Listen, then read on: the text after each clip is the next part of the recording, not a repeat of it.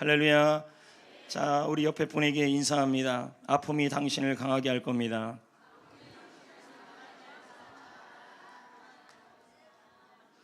하나님은 불평 없이 살아가는 여러분들을 축복할 것입니다. 하나님은 평생 감사하는 여러분들을 행복하게 하실 것입니다. 성도 여러분, 오늘은 아픔에 대한 설교를 좀 나누려고 합니다. 물론 이 설교는 이번 한 번으로 끝나지 않을 것이며 9월 달에도 한 번 더 나눌 것입니다. 그래서 아픔 시리즈 1입니다. 성도 여러분, 아픔이란 무엇일까요? 저기 문 좀 닫으시면 안 돼요. 들어올 때요. 이쪽이랑요. 굉장히 이쪽으로 바람이 쑥쑥 들어오고 자꾸 이쪽이 밝아가지고 무슨 뒤에서 저를 끌어당기는 것 같고 막 그럽니다.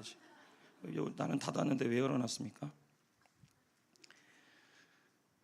뒤에서 저를 막 끌어당기는 그런 느낌입니다. 여러분, 아픔이란 무엇일까요? 사전에 보면 아픔이란 육체적으로나 정신적으로나 매우 괴로운 느낌과 상태를 의미합니다. 대부분의 사람들은 아픔을 좋아하지 않습니다. 이 자리에 있는 사람들 중에서 누가 아픔을 좋아하겠습니까? 아픔을 좋아할 사람은 하나도 없는 것입니다. 그러나 우리가 살아있는 한 아픔은 떠날 수가 없습니다. 아픔을 없애려면 죽으면 됩니다. 죽은 사람들은 아픔이 없습니다. 우리가 살아있다는 것은 아픔과 늘 동행해야 된다는 얘기죠. 성도 여러분, 그렇다면 아픔을 피할 수 없다면, 살아있는 한 아픔을 피할 수 없다면 아픔의 참된 의미를 아는 것이 중요합니다. 물론 아픔은 우리를 괴롭게 합니다. 몸이 아프거나 마음이 아프거나 어떻든 마음을 괴롭게 하고 우리를 힘들게 하고 비참하게 합니다. 하지만 여러분, 아픔은 나쁜 것만은 아니라는 것입니다. 아픔은 내 인생에 필요가 없는 것이 아니라는 것입니다. 아픔은 오히려 우리를 치유하고, 아픔은 오히려 우리를 강건하게 하고, 그 아픔 때문에 우리는 강해질 것입니다. 오늘 말씀에 나오는 베드로는 아픔이 있는 사람이었습니다. 그는 마음도 아팠고 몸도 아팠습니다. 아마 육체적으로도 고통스러웠을 것입니다. 그러면 오늘 말씀을 통해 우리 하나님께서, 우리 예수님께서 저와 여러분, 아니 저에게만 아니라 여러분 한 사람 한 사람에게 하시고 싶은 말씀이 있다는 것입니다. 이 말씀은 저 사람이 들어야 될 말씀이다. 이 말씀은 나와 상관이 없다. 우리는 예배당에 들어올 때 먼저 예배당에 10분 전에 들어와 기도를 합니다. 그러면서 기도하면서 하나님, 오늘 저에게 하시는 말씀을 듣기를 원합니다. 이렇게 기도를 했을 것입니다. 오늘 여러분에게 하시는 말씀이 있을 것입니다. 그럼 그것이 무엇일까요? 첫째는 모든 사람은 아픔이 있다는 것입니다. 34절입니다. 다 같이 읽겠습니다. 자, 다시 읽습니다. 다 같이 읽겠습니다. 예배는 동참하는 것입니다. 시작.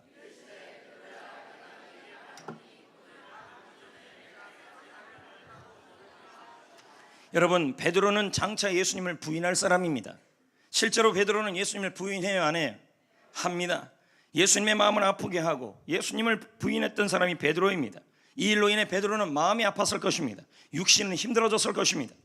이 일은 베드로의 잘못으로 일어난 일입니까? 아니면 남에 의해서 일어난 일입니까? 아니잖아요. 베드로가 부인했잖아요. 그러니까 누가 잘못한 거예요? 그렇죠. 베드로의 잘못으로 인해 아픔이 찾아온 것입니다. 이와 같이 우리가 살다 보면 나는 잘못이 없는데 누군가의 잘못으로 인해, 아니군요, 내가 잘못했는데 나의 잘못으로 인해 아픔이 올 수가 있다는 것입니다.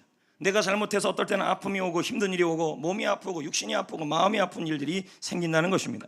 그런데 살다 보면 내 잘못이 아닌데 내가 잘못도 안 했는데 억울하게 아픔이 오는 경우도 있습니다. 애매한 고난이죠. 나는 운전 똑바로 하고 있는데 옆에 있는 차가 들어 박아버린 것입니다. 이거 얼마나 열받습니까? 이런 일도 저런 일도 수많은 일들이 있습니다. 나는 잘 살고 있는데 주위에 있는 사람들이 부당하게 우리를 잘못해서 고난이 오고 아픔이 오는 경우도 있다는 것입니다. 베드로전서 2장 19절을 말씀합니다. 부당하게 고난을 받는다. 나옵니까? 안 나옵니까?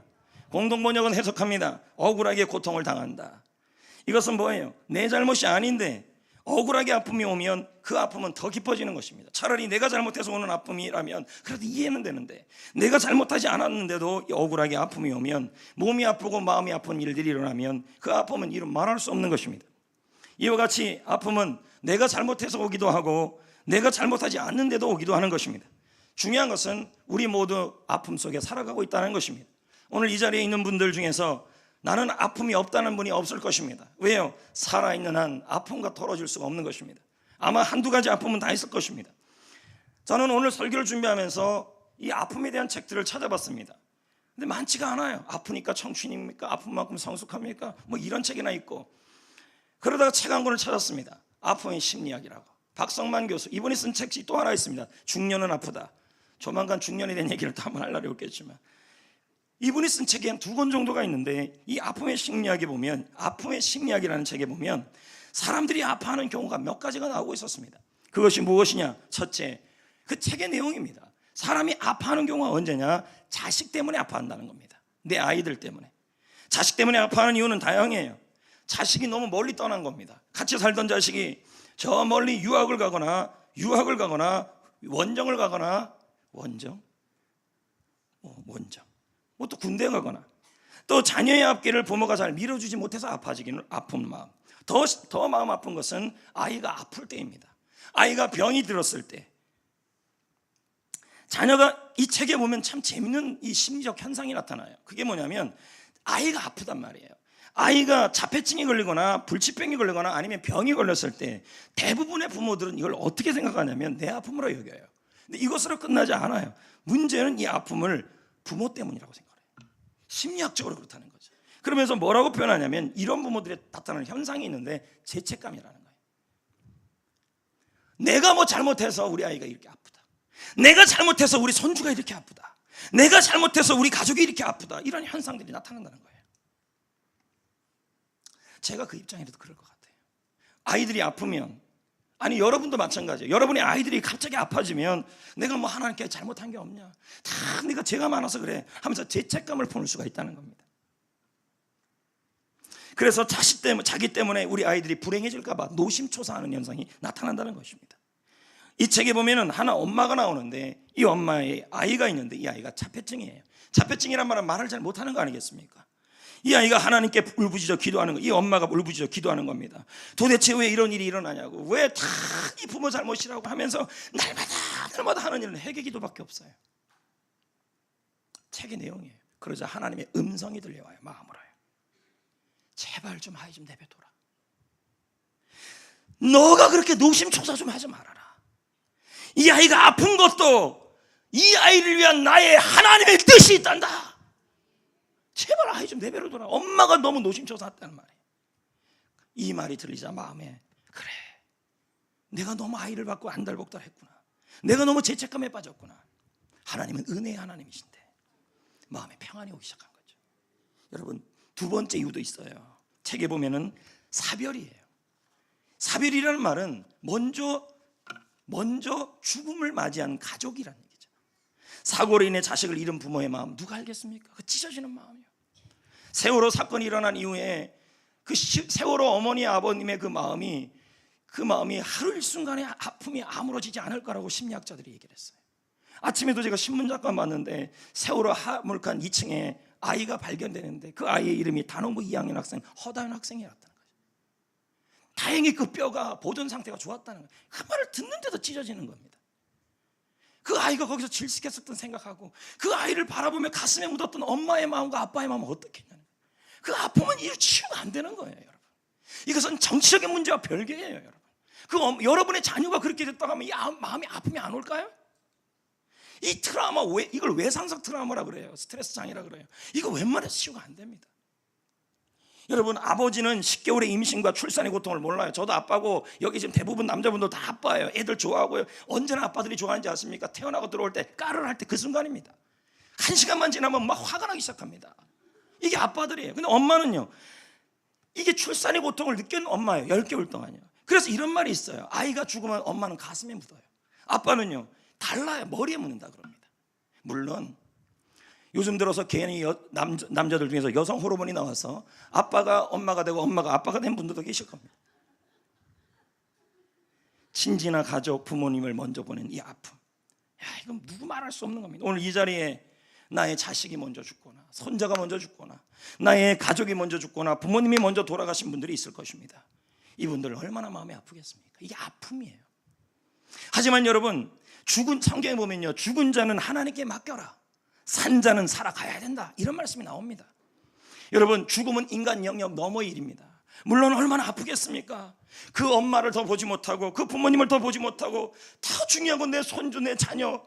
예전에 제가 장례식을 한번 집도했을 때, 김태희 권사님 계시나 모르겠지만 김태희 권사님의 그 손주가 하나 계셨어요. 그 손주가 그만 교통사고로 아마 교통사고. 근데 그때 장례할 때 얼마나 울었는지 몰라요. 그 할머니, 그 엄마의 마음 누가 알겠습니까? 그 아픔이에요. 그걸 이해를 할 수는 있지만 제가 여러분에게 말씀드릴 수 있는 것은 어떻든 죽음은 우리 영역 밖이라는 거죠. 더 중요한 것은 죽은 자를 위한 살아남은 자의 최선은 뭐냐면 그들의 목까지 열심히 사는 거라는 거예요. 아마 먼저 죽은 분들이 하늘나라에서 우리에게 바라는 소원이 하나 있다면 그것이 뭘까요? 내 목까지 열심히 살아달라는 것이고. 여러분, 세 번째 아픔이 있어요. 그게 뭐냐면 아버지 때문에예요. 아버지 때문에 아픈 딸이 있다는 거예요. 이건 뭐 제 얘기가 아니라 박상만 교수의 얘기입니다. 기성세대는 엄마보다는 아빠 때문에 많이 아팠다는 거예요. 아버지에게 사랑을 받지 못해요. 폭력에 시달려요. 그래서 사춘기 때 공격성이 나타난다는 것입니다. 남성에 대한 공격적인 형태가 나타난다는 겁니다. 그래서 남자를 믿지 못하는 거예요. 사람들은 그녀를 이해하지 못하지요. 그러나 그녀는 그의 아버지 때문에 아픈 거예요. 오늘 이 자리에 혹시 그런 분들도 있을 겁니다. 아니, 그것뿐만 아니라 시부모님 때문에 고부간의 갈등으로 인해, 아니면 친정부모님 때문에 갈등으로 마음이 아픈 분도 있을 것입니다. 그러나 중요한 것은 그분들 역시도 아팠어요. 또 한 가지는 아내나 남편 때문에 아픈 사람이 있을 것입니다. 특히 여러분, 이 박상만 교수는 말하기를 아내 때문에 아픈 남편은 많이 적다는 겁니다. 10명 중에 한두 명이에요. 그러면 8명은요 다 남편 때문에 아프다는 겁니다. 공감하시면 아멘하라 그러면 안 되겠지만 여기 보면 10명 중에 8명은 다 남편 때문에 아프다는 거예요. 부부가 같이 살아도 외롭다는 것입니다. 아침에 마주쳐도 찬바람이 쌩쌩 불입니다. 남편은 출근합니다. 그러나 남편은 사회생활로 인해 여러 곳에서 풀어요. 그것도 다행이에요. 그러나 아내는 다르다는 것입니다. 여자는 다르다는 겁니다. 풀 수가 없다는 거예요. 이 책에 보면 한 부부가 나옵니다. 남편은 참 감정 표현을 못합니다. 물론 우리 교회는 바뀌어서 남자들이 감정 표현을 잘하고 여자들이 감정 표현을 안 할 수도 있겠죠. 할렐루야. 근데 이 남편은 감정 표현을 잘 안 해요. 무뚝뚝해요. 그리고 굉장히 논리적이에요. 자식을 사랑하는 것 같은데 자식에게 그 사랑을 표현하지 않는 게 이 남편이었어요. 아내는 더 이상 남편에 대한 기대를 할 수가 없었어요. 그래서 남편에 대한 마음을 이제 포기해버렸어요. 이때가 무서워지는 거예요. 남편에 대해서 포기하고 이제 어디다가 모든 걸 거냐면 아이에게 걸기 시작해요. 이러면 아이들이 부담스러워져요. 아이에게 모든 것을 다 걸고 아이 중심적으로 살아가고 있어요. 이 우리 교회 성도들도 그런 성도도 있을 겁니다. 남편에 대해서 마음이 포기가 생기니까 아이에게 기대를 거는 거죠. 문제는 이 아이들 역시도 영원히 여러분 곁에 못 있는다는 거예요. 아이들도 자라면 철이 들면 같이 살아요, 떠나요. 자기 곁을 떠나는 거예요. 남편은 매일 늦어요. 이때 이 여자에게 나타난 증상이 이거 예수 믿는 분이었어요. 이 여자에게 나타난 증상이 만성 우울증이었어요. 계속 두통으로 아픈 거예요. 자기 생활이 없는 거죠. 자꾸 아이 중심. 아이에게 모든 이제는 남편에게 기대가 안 되니까 아이에게 기대감을 갖는 거예요. 근데 그 아이가 붙어줘요? 엄마 말 들어요? 내 인생은 나의 것 하면서 이 남자 저 남자 만나면서 결혼하러 가버린 건 줄이요? 그러니까 엄마는 뭐예요? 계속 우울하는 거예요. 머리 뒤따물고 니 살자 나 살자 약 먹자 이렇게 나오는 거예요. 이게 이 예수 믿는 이 권사님의 입에서 나온 얘기예요. 이 얘기가 다예요. 이 책의 저자 박상만 교수는 조언을 해요. 이 여자에게 조언을 합니다. 뭐라고요? 그동안 아픔으로 당신의 책임을 다했다. 많이 아팠다는 거예요. 그러므로 충분히 아파했다는 거예요. 이제 어두운 동굴에서 나와라. 몸을 돌려서 태양을 바라보라. 그리고 아이의 행복, 남편의 행복도 중요하지만 자신의 행복한 일을 찾아라. 이렇게 얘기해요. 5번째, 아들 때문에, 자녀 때문에 아픈 부모가 있어요. 자녀들이 속을 썩여요. 특히 사춘기 소년들 잦은 가출과 문제적 행동이 부모의 마음을 아프게 하죠. 이런저런 아픔의 일들이 있습니다. 오늘 이 자리에 그 외에도 직장 생활하면서 동료 때문에 아프고 직장 상사 때문에 아프기도 하며 또 직장의 실직 문제나 직장 문제나 나의 앞으로 직장 생활 때문에 아프기도 하며 어떤 분은 사고를 당해서 아프기도 하며 어떤 분은 불행한 일이 생겨서 아프기도 합니다. 어떤 분은 몸에 병이 온 것입니다. 나에게 병이 오고 내 가족에게 병이 와서 계속 내 몸과 마음이 아파합니다. 지쳐갑니다. 어떤 분은 학대를 받습니다. 아무튼 이 모든 것을 통해 우리가 알 수 있는 것은 오늘 이 자리에 그 누구도 아프지 않은 사람이 없다는 거죠. 다 아프다는 거예요. 자신이 잘못해서 아픔이 왔든 아니면 내가 잘못하지 않았음에도 불구하고 아픔이 왔든 우리는 다 아픔을 겪고 있다는 겁니다. 여러분, 중요한 것은 아픔의 진짜 의미를 알아야 된다는 거죠. 오늘 언제까지 이렇게 아파하면서만 있겠냐는 거죠. 중요한 것은 예수님이 우리의 아픔을 사용하신다는 거예요. 예수님이 우리 아픔을 통하여 저와 여러분을 강하게 하신다라는 것입니다. 믿으시길 축복합니다. 아까 말한 사고, 불행, 질병, 학대, 또 아들 때문에, 부모 때문에, 자녀 때문에, 사별 때문에, 남편 때문에, 아내 때문에, 그리고 고부간의 모든 아픔을 통하여 우리 하나님은 여러분을 어떻게 해요? 우리 예수님은요, 오히려 그 아픔이 여러분을, 그 아픔을 통하여 여러분의 삶을 강하게 만들어 놓으실 거라는 거예요. 믿으시길 축복합니다. 자, 32절입니다. 어떻게 강하게 하실까요? 예수님. 자, 다 같이 읽으세요. 멍하니 있으시면 안 돼요. 오늘 이 말씀이 여러분의 인생의 중요한 포인트가 될 수도 있어요. 잘 읽으세요. 시작. 뭐 했대요? 기도했다. 우리는 흔히 이 말씀을 예수님이 베드로가 믿음이 떨어지지 않도록 기도했다 이렇게 생각을 합니다. 맞습니다. 많은 번역서들이 그렇게 나와요. 그러나 여기 써 있는 헬라어 기도하다는 단어가 일반적으로 구하던 그 단어가 아니에요. 일반적으로 헬라어에서 구하다는 단어는 아이테오입니다. 구하다. 근데 이 단어가, 이 기도하는 단어의 뜻이 그 뜻이 아니라는 거예요. 어떤 뜻인지요? 저는 놀랬어요. 붙들다, 동요매다, 묶다. 여기에 내가 은혜를 받은 거예요. 무슨 의미일까 이게요? 이 기도하다는 이 단어가 전체 오늘 설교의 중요한 포인트예요. 그럼 뭐라는 거예요? 예수님이 자신을 베드로에게 묶겠다고 기도하고 있는 거예요. 여러분, 지금 베드로는 어떤 상태인데요? 앞으로 어떤 상태가 될 건데요? 자기가 잘못해서 아파할 거예요. 맞죠? 자, 그러면 너무너무 자기가 잘못해서 아파하고 있는 거 아니에요? 근데 지금 예수님이 뭐라 그래요? 내가 예수님 자신을 아파하는 그 베드로에게 자신을 동요 매고 묶어서 베드로를 굳세게 해버리겠다고 지금 기도하고 있는 거예요. 여러분, 베드로가 잘못했어요, 안 했어요? 그럼 뭐 받아야 돼요? 우리 흔히 그러잖아요. 목사님, 내가 요즘 하나님께 잘못을 너무 많이 해서 벌 받을 거예요. 그래서 내가 요즘 아픈가 봐요. 이런 분들이 있다는 거죠. 여러분, 그렇다면 이 상태라면 베드로는 벌 받아도 1000벌 받아야 됩니다. 근데 지금 예수님이 뭐라 그러고 있습니까? 네가 잘못해서 아파하고 있지만 내가 너 그 잘못으로 생긴 아픔이랄지라도 내가 나 자신을 너에게 묶겠다, 너와 함께 하겠다, 너에게 동요매겠다, 그래서 너를 강하게 하겠다, 지금 이러고 있는 거예요. 이걸 뭐라고 표현할 수 있어요? 은혜라고 표현할 수 있어요. 신앙생활 바로 하셔야 돼요. 뭐 잘못하면 벌써 벌 받는다는 얘기부터 나옵니다. 그렇다면 베드로는 벌을 받아도 100번 1000번 받아야 됩니다. 근데 주님이 안 그러잖아요. 베드로가 잘못해서 아파하고 있다는 거예요. 그런데 그렇다면 벌을 내려야 되는데 예수님이 뭐합니까? 내가 너무 베드로가 잘못해서 울고 있으니까 예수님이 베드로야, 내가 앞으로 널 위해 믿음 떨어지지 않게 기도하고 있을 건데 그게 뭐냐? 네가 아파하는 순간에, 잘못해서 아파하는 순간에도 내가 너를 정죄하는 것이 아니라 나를 너에게 동요 매겠다, 묶어 매겠다, 너와 함께 하겠다, 이 말을 지금 하고 있는 거예요. 이건 무슨 의미예요? 내가 너와 하나가 되겠다. 저는 이 말씀이 성경 어디 있을까 찾아봤더니 요한복음 15장에 나오잖아요. 예수님은 포도나무예요, 나는 붙어버린 거죠. 성도 여러분, 우리 약해요, 안 약해요? 질병 이겨낼 수 있어요? 여러분 상황 속에 일어나는 그 수많은 아픔의 사건들을 이겨낼 수 있어요? 우리는 잘 넘어져요. 우리는 아파요. 지금도 아파요. 지금도 이렇게 아무렇지도 않게 여기다 아이새우도 바르고 루즈 다 바르고 왔지만 사실은 이 속에 들어가면 다 아파요. 지금 아파하고 있어요. 근데 아프지 않은 척 살고 있는 거예요. 이게 또 문제예요. 내가 아프다는 걸 인정할 때부터 치유가 일어나요. 예수님은 저가, 여러분이 영원히 무너져 있지 않도록 자신을 묶겠다는 얘기예요. 아파서 부러져 있고 아파서 쓰러져 있는 그 상황에서 그냥 두지 않고 예수님 스스로가 가서 여러분과 묶어버리겠다는 거예요. 영원히 아파하지 않도록 예수님 스스로를 동요 매겠다는 거죠. 그래서 예수님 자신도 아파하는 우리를 붙잡고 같이 우시고. 여러분, 저는 성경을 찾아봤어요. 예수님이 눈물을 흘리신 곳이 어디 있는가? 많죠. 특별히 마리아, 마르다의 오라비가 죽는 장면이에요. 자, 여러분 보세요. 사별의 아픔 아닙니까? 그럼 마리아와 마르다가 얼마나 많이 울어요.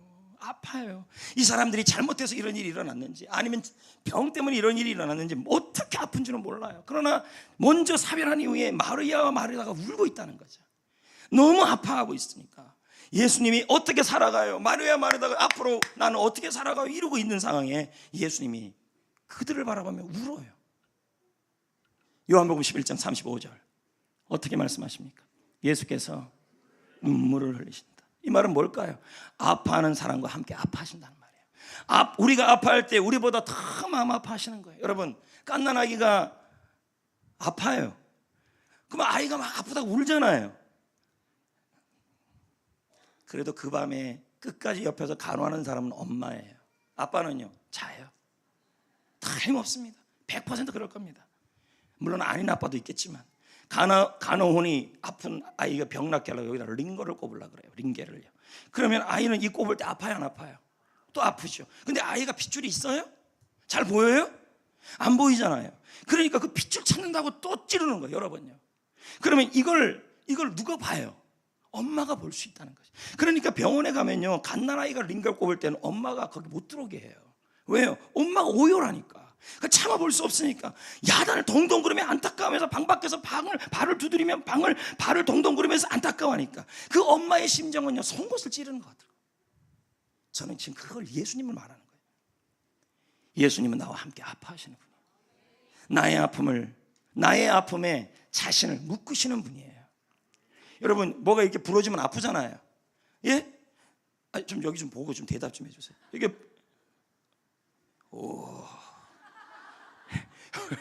부러지면 아프잖아요. 아파요, 안 아파요? 너무 아프잖아요. 이 아플 때 뭘 대요? 여기다가요. 뭐 대잖아요. 지지대. 안 돼요? 그래서 이 아픈 걸 이렇게 지지해 주잖아요. 예수님 지금 그 역할을 하겠다는 얘기예요. 아파하는 우리와 하나가 되겠다는 거죠.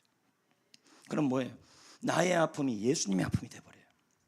나의 슬픔이 예수님의 슬픔이 돼요. 아파하는 나를 잡고 그냥 있겠어요? 예수님은 나를 사랑하는데요. 베드로가 그렇게 잘못했음에도 불구하고 예수님이 뭐라 그래요? 내가 너를 묶겠다. 나 자신을 너에게 동여매겠다. 나 자신을 너에게 함께 하겠다. 그렇게 잘못하는 베드로를 향해서도 그런 부르신데, 우리 하나님의 자연 우리를 향하여 우리가 아파하고 질병 때문에 아프든 사별의 아픔이 있든 남편 때문에 아프든 아내 때문에 아프든 고부간의 아픔이 있든 무슨 아픔이 있든 직장 때문에 아프든 그 아파하는 우리를 향하여 주님이 그냥 내버려 두시겠냐는 말이에요. 예수님이 같이 묶을 거라는 거죠. 여러분, 저는 곰곰이 생각해 봤어요. 우리 성도들 중에 아까 말한 제가 말한 그 아픔의 목록 중에 안 들어간 성도가 누가 있을까? 그때 그 순간에 우리 예수님은 뭐 하실까? 그러면서 이 설교를 생각한 거예요. 뭐 하실까 도대체? 어떤 성도들은 잘못해서 아픔이 온 성도도 있을 것이고, 어떤 성도는 잘못하지 않았는데도 아픔이 오는 성도도 있을 것인데, 주님은 어떻게 하실까? 잘못하지 않은 성도들과 함께 하실까?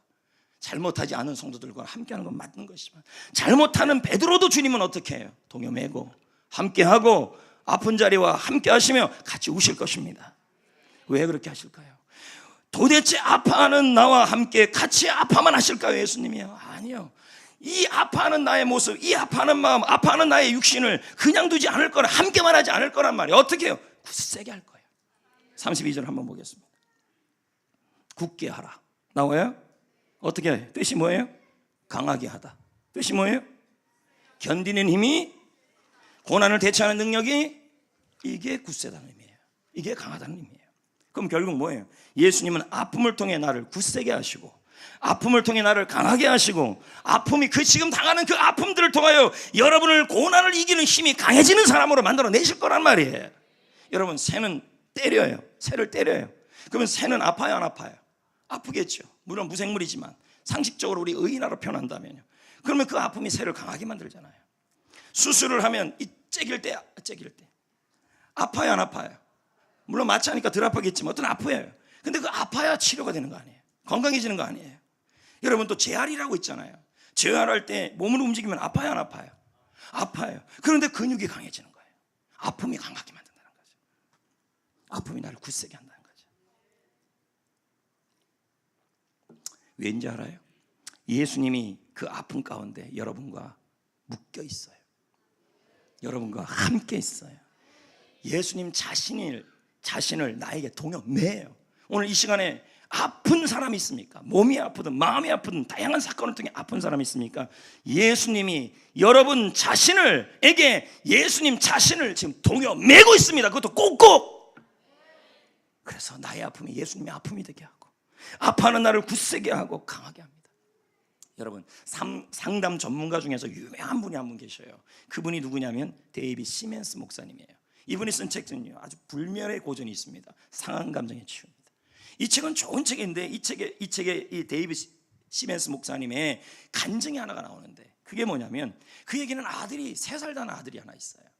근데 이 아이가 태어날 때 발이 그만 삐뚤어져 있는 거예요. 기형이. 의사가 말해요. 정상적으로 걷기 어려울 것이다.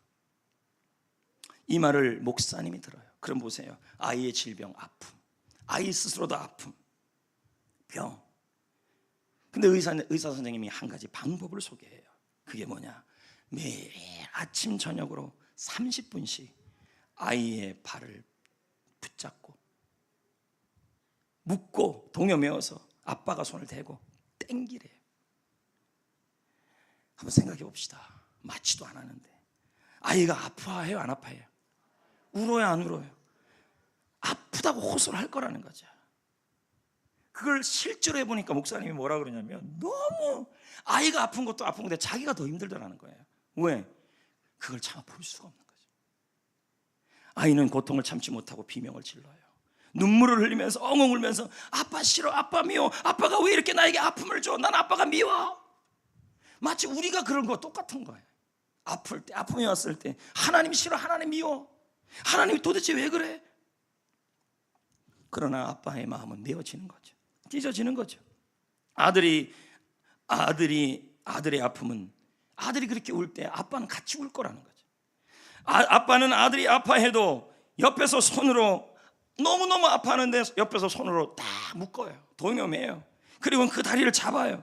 아이도 울고 자기도 울어요. 엉엉 울어요. 근데 뭐예요? 함께 하고 있어요. 근데 그것만이 아니에요. 아픈 다리를 붙잡고 같이 아파하고 있어요. 근데 그것만이 아니라 그렇게 하면서 그 아이의 발을 강하게 만들려고 지금 하고 있는 거예요. 아빠는 이를 악물고 계속 치료하는 거예요.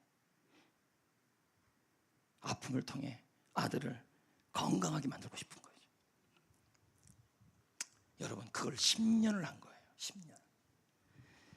10년이 지났습니다. 아이는 그 아픔을 통하여 강해졌습니다. 다리가 건강해졌습니다. 학교 테니스 대표가 되어버렸습니다. 아니, 다리가 그렇게 기형으로 나왔는데 아버지는 아들을 보면서 너무 행복한 거예요. 당시 이 아들은 아버지를 그렇게 원망했어요. 너무 아픈데 아빠를 이해하지 못해요, 막 이랬는데 지금은 항상 아버지가 그때 일로 아버지에게 고맙다고 말하고 있다는 거죠. 성도 여러분, 우리는 왜 이런 아픔을 예수님이 허락하시는지는 당장 알 수가 없어요. 왜 나에게 이런 물질의 아픔, 건강의 아픔, 그리고 가족의 아픔, 관계의 아픔을 허락하는지 이해도 되지 않아요. 그러나 예수님은 분명한 사실이 하나 있다면, 그러나 예수님은 나를 너무 사랑한다는 얘기예요. 그리고 예수님이 이 아픔을 통해서 저와 여러분을 강하게 하실 거라는 거예요. 그리고 그 예수님이 여러분을 어떻게 해요? 안아주신다는 것이고 동여맨다는 것입니다. 김상목 목사는 말합니다. 하나님은 그대가 아파하는 것을 기뻐하지 않는다. 오히려 더 아파하신다. 그럼에도 불구하고 인생의 굽이굽이 아픔을 거두지 않는 것은 그 아픔을 통해 그대를 성숙시키기 위해서이다. 여러분, 하나님은 아파하는 나를 보면서 가슴이 찢어질 겁니다.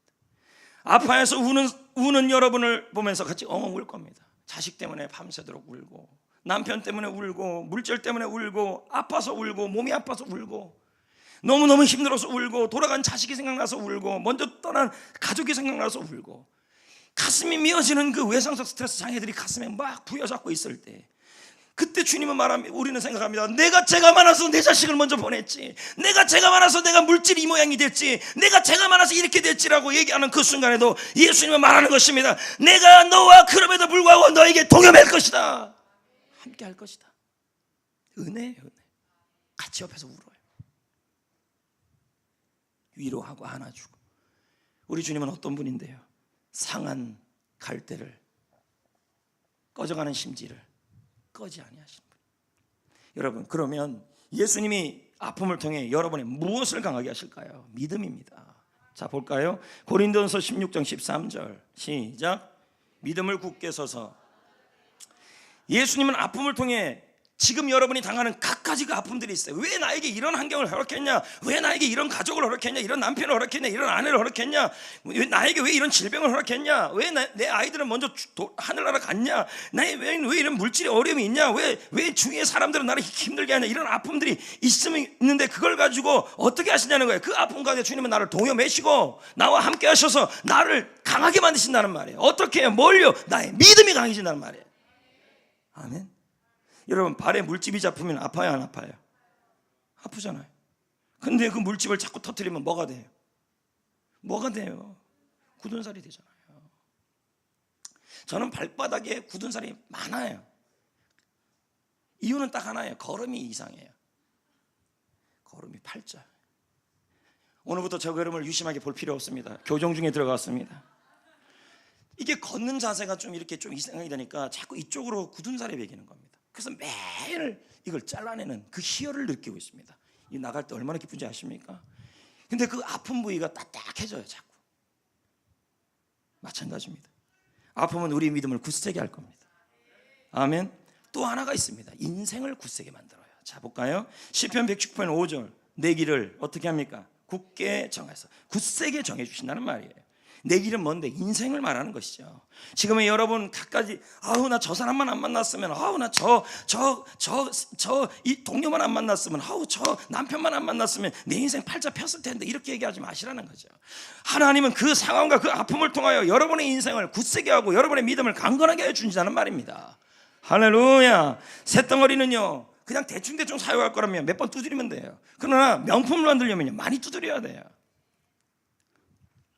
예수님은요, 여러분이 이 아픔이라는 이 새망치를 통하여 여러분이 두들겨 맞고 힘들면요, 근데 그걸 통해서 우리 주님은 뭐예요? 여러분의 인생을 다듬고 여러분의 인생을 쫙 펴요.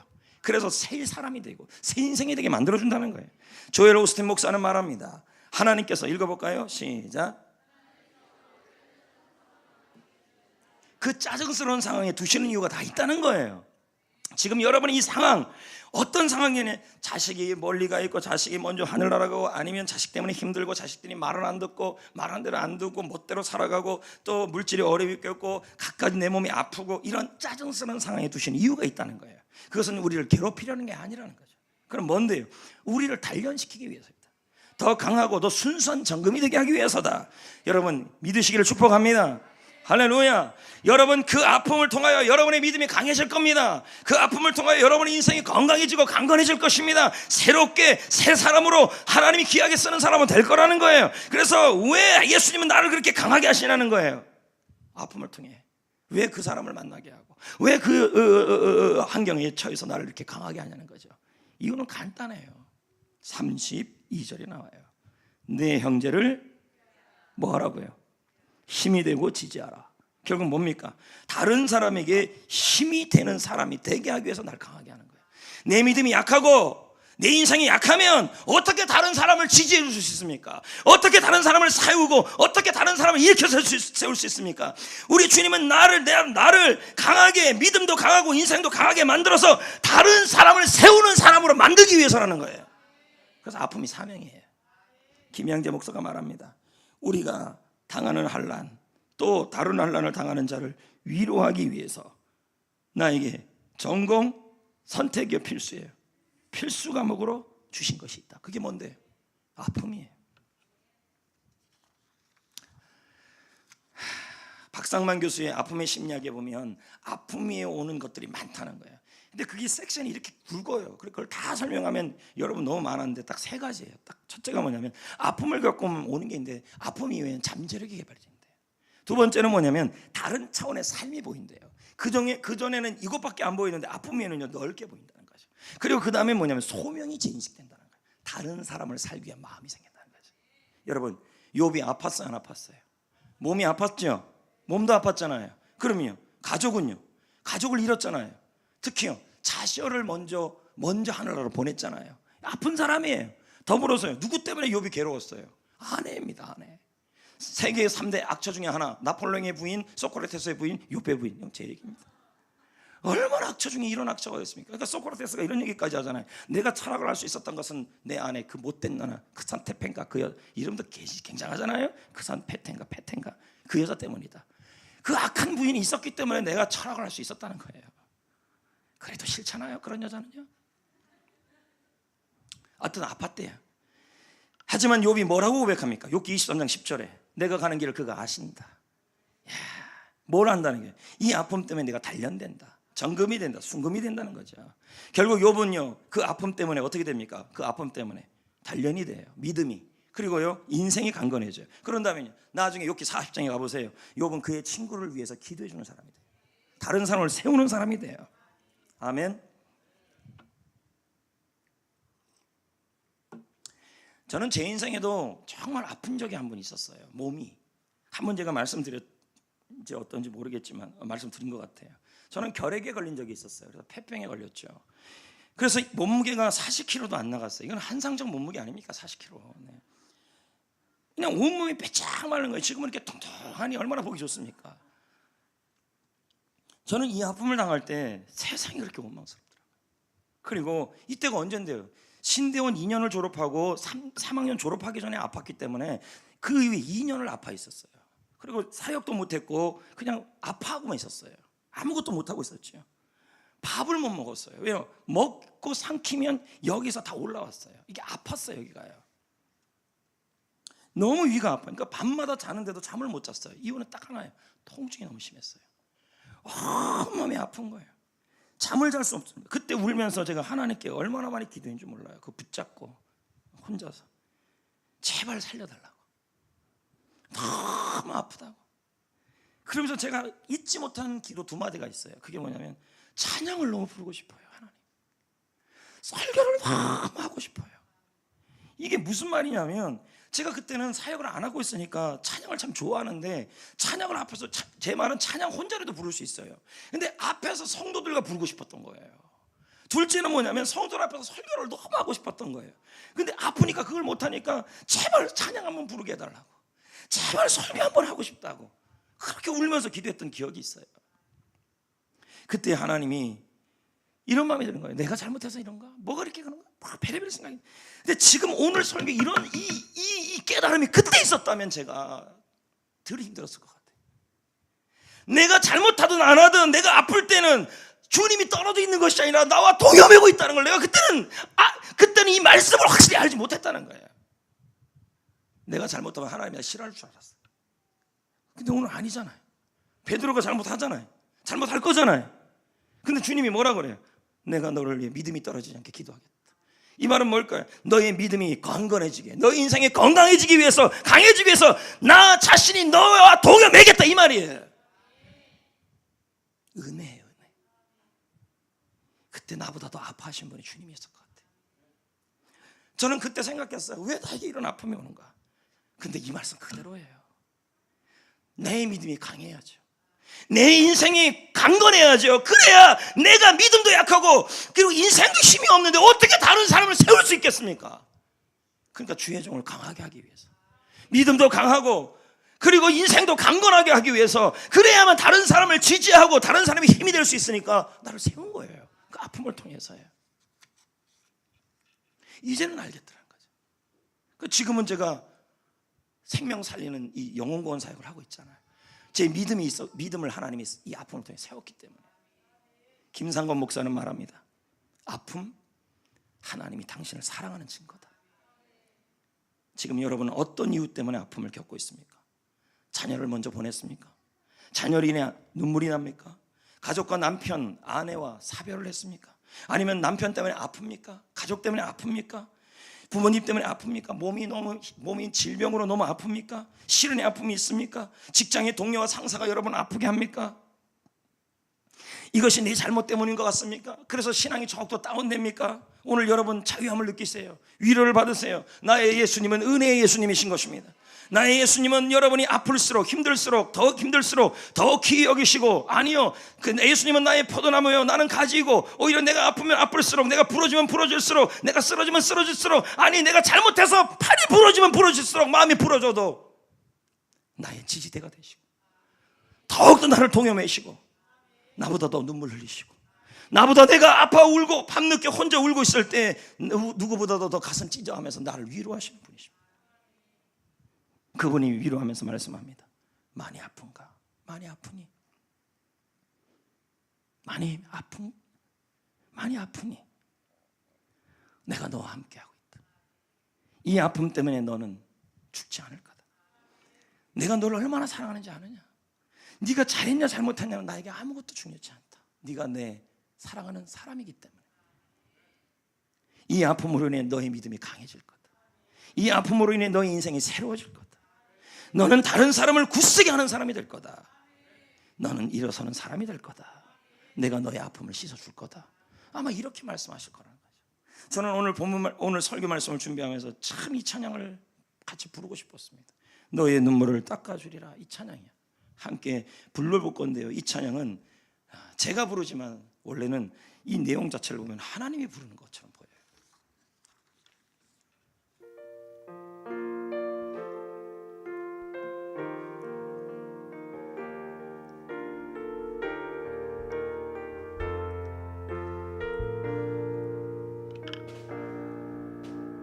너의 눈물 닦아주리라. 너의 한숨 걷어주리라. 너의 아픔 씻어주리라. 너의 고통 지워주리라. 내가 너를 사랑하리라.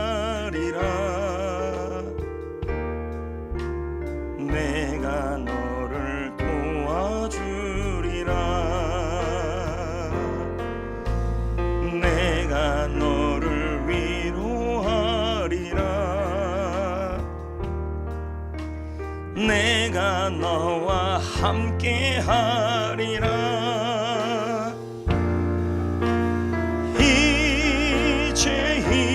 섭니다. 주만 바라봅니다. 주님 손을 붙잡습니다. 새 힘 얻고 달려갑니다.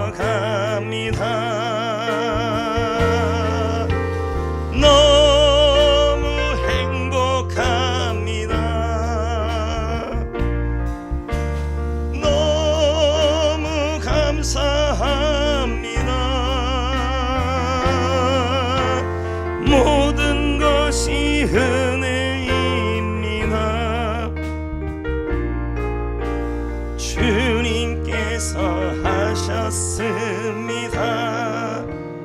부당하게 아픔을 당하든지 아니면 나의 잘못을 통해서 아픔을 당하든지 어떻든 그 아픔을 통하여 여러분의 믿음은, 여러분의 인생은 강해질 겁니다.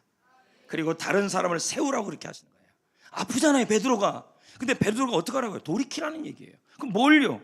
두 가지 의미가 들어있어요. 이 돌이킨다는 단어에. 첫째, 이제 좀 생각을 바꿔라. 둘째, 주목하라. 이건 믿는다는 얘기예요. 그럼 이렇게 정리할 수 있어요. 자, 보세요. 아픔에 대해서 생각을 좀 달리 하라는 얘기예요. 아픔이 나를 죽이는 거라고 생각하지 말고, 남편 때문에 아프고 아내 때문에 아프고 자녀 때문에 아프고 누구 때문에 아프고 질병 때문에 아플 때 그것이 나를 죽이는 것이 나쁜 거라고 생각하지 말고 생각을 좀 바꾸라는 거예요. 어떻게 해요? 그 아픔이 나를 강하게 한다는 생각으로 바꾸라는 얘기예요. 아멘. 그 다음에 뭐예요? 아픔 가운데 예수님이 나와 함께 한다는 생각으로 바꾸라는 거예요. 그것만입니까? 주목하라는 말은 믿으라는 얘기예요. 아픔을 이기실 예수님을 믿으래요.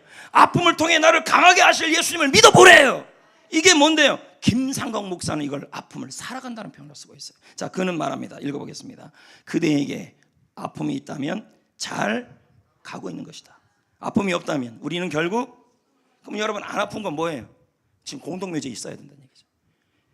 그러므로 아픔은 뭐 하는 거래요? 사는 것이다. 김상권 목사도 이렇게 얘기했고 김미경 강사도 같은 얘기를 해요. 여러분 아픔을 피하지 마세요. 가족 때문에 아픕니까? 몸 때문에 아픕니까? 피하면요 그 아픔을 여러분을 강하게 못 만들어놔요. 어떻게 해요? 아픔을 이해하고 받아들이시고 아픔에 대한 생각을 바꾸시고 아픔을 살아가시고 아픔을 통과하셔야 돼요. 진주 조개를 보세요. 조개 속에 모래알이 들어오면 그 연한 조개살이 아파요, 안 아파요? 근데 이 조개, 그러나 조개가 아프다고 해서 모래를 밀쳐버리면 어떻게 됩니까? 진주가 안 나오는 거예요. 아픔은 살아가야 된다는 얘기예요. 진주조개는 아픔을 피하지 않아요. 아픔을 살아가요. 아픔이 진주를 만든다는 믿음과 생각을 먹고 있어요. 이게 아픔을 살아가는 거예요. 가끔 어떤 분들은 그래요. 아픈 일이 있어. 남편 때문에 아프대요. 가족 때문에 아프대요. 고부간에 아프대요. 질병 때문에 아프대요. 안 살아요. 아픔에 대한 생각을 바꾸지 않아요. 아픔을 바꾸시는 하나님을 믿지 않아요. 그럼 어떻게 해요? 그냥 다 포기해요. 그러니까 어떤 일이 나요? 믿음도 약해져 버리고 인생도 약해져 버리는 현상이 일어나 버리는 거예요.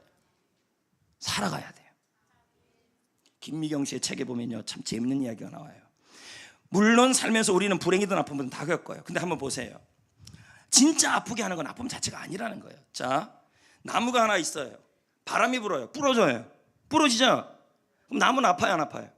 근데 소리가 어떤 소리가 나요? 딱 소리가 나요, 안 나요? 그 김미경 씨가 이런 얘기를 해요. 우리 교회 김미경 씨 말고요. 이런 말을 해요. 우리는 부러진 사실보다 딱 소리에 더 놀란다. 그 딱 소리 놀라는 것 때문에 어떤 사람은 1년을 아파하고, 어떤 사람은 2년을 아파하고, 어떤 사람은 지금까지 아파하고 있다는 거예요. 아픔 자체가 아니라 그 소리 때문에 놀라고 있다는 거예요. 실직의 아픔이 자체가 문제가 아니라 아픔에 대한 소리 때문에. 여러분, 아파하는 인생, 저 사람 인생이에요, 내 인생이에요? 내 거예요. 누가 대신 살아줘요? 누가 대신 보살펴줘요? 내가 사랑해야 돼요. 내 인생은 내가 사랑해야 돼요. 내가 살면서 아팠던 거, 가장 가슴 아팠던 현실, 거기서 우리 다시 시작해야 돼요. 예수님이 내 옆에서 내가 아픔을 이겨내도록 도와주실 것입니다. 그러므로 아플수록 더욱 내 인생을 내가 잘 돌보고 예수님이 더욱더 나를 사랑하는 걸 믿고 나도 내 인생을 사랑해야 되는 겁니다. 정리해. 아픔을 살아간다는 말은 두 가지예요. 첫째, 아픔에 대한 생각을 바꿔라. 둘째, 아픔을 통해 나를 강하게 하실 예수님을 믿어라. 그리고 아픔 때문에 일어난 일들에 대하여 내 잘못이라고, 내 잘못 때문에 아픔이 왔다고 하면서 자신을 정죄하지 마십시오. 베드로가 그래도 주님은 사랑했어요. 베드로를 주님은 그래도 동염했어요. 그리고 그를 강하게 했어요. 굳세게 했어요. 지금 아픔을 살아가는 여러분, 염려하지 마세요. 아픔의 골짜기를 지날 때 우리 주께서 도와주실 겁니다. 시편 84편 6절 7절은 말합니다. 그들이 눈물의 골짜기를 지나갈 때, 아픔의 골짜기를 지나갈 때 그곳에 많은 샘이 있을 것이다. 이른 비에 복이 채워질 것이다. 그들이 그 아픔의 골짜기에서 주 하나님께 힘을 얻을 것이다. 믿으십시오. 이제 말씀을 맺겠습니다. 아픔은 육체적으로나 정신적으로나 괴로운 상태입니다. 우리 모두는 아픔을 싫어합니다. 아픔은 내 인생에 없어져야 될 것이라고 생각합니다. 이러면요, 여러분, 믿음 다 떨어집니다. 믿음이 강해지는 게, 보면 알아요. 우리 성도님들 봐도요, 아픔이 있는데 그 아픔 때문에 자꾸 그걸 견디지 못하고 아픔이 필요 없다고, 아픔 때문에 망한다고 이렇게 얘기하는 사람은요, 아픔을 사는 게 아니에요. 그럼 어떻게 돼요? 믿음이 강해지지가 않아요. 인생이 새로워지지가 않아요. 살아야 돼요. 예수님이 이 아픔을 강하게 하시고, 나의 아픔, 나의 믿음을 굳세게 하시고, 나의 인생을 새롭게 하시고, 다른 사람을 굳세게 하는 인생으로 만들어줄 것을 믿으십시오. 그러므로 이 아픔을 어둠에 두지 마세요. 아픔을 사탄이 이용하게 만들어두지 마세요. 아픔의 크기가 진주의 크기예요. 지금 너무너무 아픕니까? 누구보다 더 아픕니까? 그럼 큰 진주가 될 겁니다. 그러므로 내 문제는 아픔의 크기가 아니에요. 그 아픔에 대한 나의 반응이에요. 사세요. 아픔을 살아가세요. 아픔을 피하지 마세요. 아픔에서 도망가지 마세요. 아픔을 살아가야 합니다. 내 아픔을 이해하고 아픔에 대한 생각을 바꾸세요. 이 아픔이 나를 강하게 하고 내 인생을 새롭게 하고 나를 굳세게 할 거라고 생각을 전환하세요. 그리고 그 아픔 가운데 주님이 나와 함께 하시고 나를 새롭게 하시고 나를 강하게 하실 것을 믿으십시오. 아픔은 내가 예수님께 받은, 버림받은 증거가 아니라, 지금 여러분 아픕니까? 지금 예수님께서 여러분을 사랑하는 증거입니다. 아픔이 있어야 치료가 있습니다. 아픔이 있어야 강해집니다. 아픔은 나를 강하게 합니다.